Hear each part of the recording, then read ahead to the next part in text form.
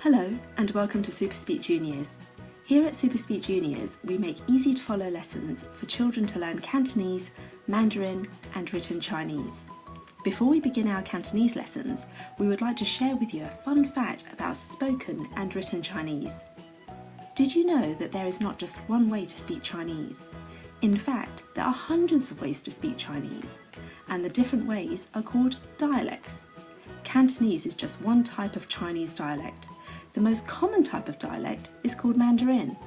Countries where Mandarin is spoken by many people include mainland China, Singapore and Taiwan.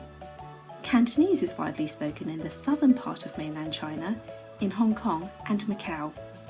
Whilst there are hundreds of ways to speak Chinese, there is just one way to write it, so people who speak all different types of Chinese dialects can read the same book, newspaper or website and understand it. I'm now going to give you some examples of Chinese words where the spoken Cantonese is different to the way that we write it. See if you can spot the difference. Yes, in spoken Cantonese. Hai.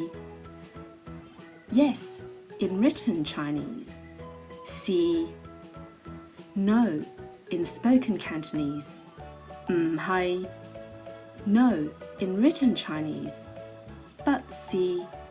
Did you see the difference? In our videos, we give you plenty of other examples. Not all words are spoken in one way and written in a different way.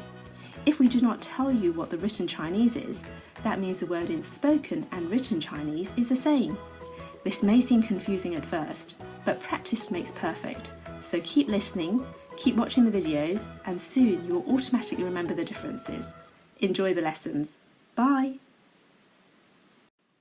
Thank you for watching this video. For more learning resources, please go to our website www.Super.Speak.Juniors.com.